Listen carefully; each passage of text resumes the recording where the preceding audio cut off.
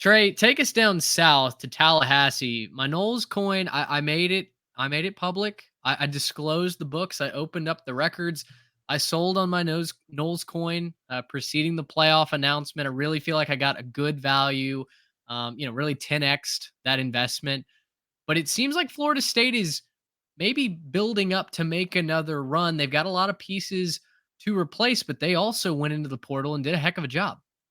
Yeah, and that's Mike Norvell's MO at this point, isn't it? Just rebuilding, reloading, and plugging holes at positions of need. We've seen him do it time and time again. The whole impact player portal for them last year was all guys that got through the portal. So, fourth ranked transfer class on 247. They've got a lot of holes to fill. Obviously, Jordan Travis, obviously, Trey Benson, those wide receivers, Johnny Wilson, Keon Coleman, Jared Verse, tons of guys that they need to fill. But, they're getting Sean Murphy to boost the linebacker core. Roydell Williams is going to be, I think, the Trey Benson replacement. I think that's a fantastic pickup at the running back position from Alabama. They basically are turning into Tuscaloosa East with all the guys that are coming over from Bama, 7 total. And Marvin Jones Jr., edge from Georgia, coming down as well. And to fill that quarterback position, this is the one I'm most intrigued about, guys, because I think it was a mixed bag for DJU at Oregon State. He had a lot of good, right? It looked like when he got the spotlight taken off of him a bit, he was so overanalyzed at a place like Clemson, at a high profile place like that. He goes out west to Corvallis, kind of gets out of the spotlight a little bit. Had a lot of good last year, but then we started to see some of those bugaboos come back in the bigger games. I'm thinking of the Oregon game. I'm thinking of the Washington game, specifically with that. Can he take what he learned out in Corvallis and apply that at Florida State, going back up against the ACC schedule that he used to face at Clemson? That's going to be the key to me, because Jordan Travis, he was a plug and play star at Florida State. We saw him get developed. We saw him figure out and become a Heisman contender by the time that he was a senior. This is DJU's last ride. He's played a lot of college football at this point in his career. He's not going to be. I don't know that he can be exponentially better than what we've seen so far. But if he can be more like what we saw at Corvallis and less like what we saw in Clemson, I think Florida State can manage with that. Yeah. The nice part about it is Uyunglele may not have to be the Jordan Travis replacement, right? Just step into his shoes, even to win the ACC. I mean, we're going to talk about Clemson here in a minute. Spoiler alert, they're on the other side of the coin. And it just feels like two different programs going in two different directions. One of them stock arrow up, one of them stock arrow down.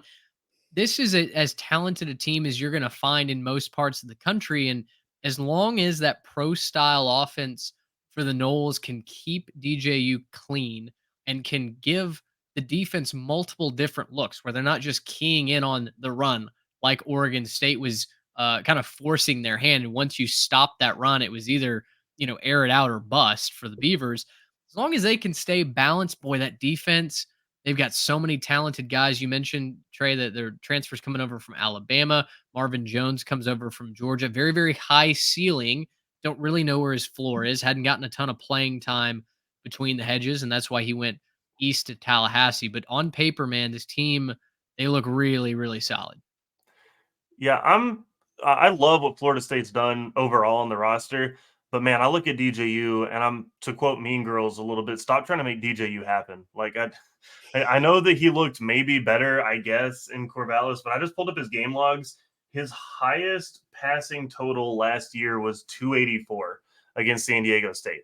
He's just not that kind of quarterback. And I know that it's not the best system in Corvallis. I know I that was they're gonna not say like they the didn't ask biggest. him. They didn't They're ask not him an to air it more than out that. type of thing, but No. if you're going to take a quarterback with lots of talent who made some pretty big mistakes with Clemson and had some great moments, but also some really, really poo-poo moments for him. There's some really bad moments for DJU at Clemson. And then to go up to Oregon State and be, I mean, basically a bus driver and just kind of manage the game for him. I don't know that I'm super, super excited about that coming in. Now, to what you just said, Mitch, I mean, he probably doesn't have to be all that great. He doesn't really have to be an amazing quarterback who, goes up and is an all-world beater. What we saw even this year, they didn't need a good quarterback to win the ACC championship game. And so, I think that this is still a really good team, a really good program. And I think that DJU can get it done for them. I worry, again, going into next year, really what that ceiling is. And I kind of wish that Florida State had gone for a little bit more of a dynamic quarterback than just DJU. Tell you what, that schedule, very, very friendly versus Georgia Tech, versus Boston College, versus Memphis, versus Cal, at SMU. We'll have season tickets to that. That'll be fun. Versus Clemson, at Duke, at Miami, versus North Carolina, at Notre Dame, Charleston Southern bye week, and then versus the Florida Gators. Even if you think even if you find them tripping up a couple times, 10-2, I think as long as that loss is to Clemson, let's be honest, Miami's probably not vying for an ACC title. So Florida State's got a Can't way imagine. to win, get that auto bid.